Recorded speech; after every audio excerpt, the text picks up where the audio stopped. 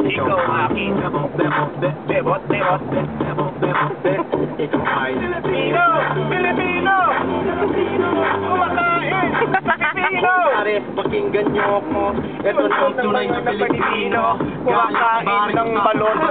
Pumunta ng LA, nagtrabaho para makatulong sa nanay. Dahil sa hirap ng buhay, pero masaya pa rin ang buhay.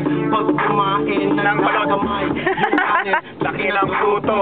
yung balon binibenta sa kanto. Hindi, balon. Ay. Ang baso, Lalaki ang inuman na betlog mo. tayo. Pilipino! Pero, Ikaw aking Pilipino!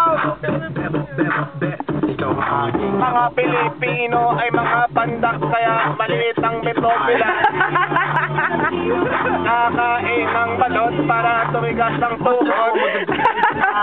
Nakakatigil ang beauty mo talaga. Yung kinatigil, Lambing, ba't hindi nakakatigil? nakakasawa.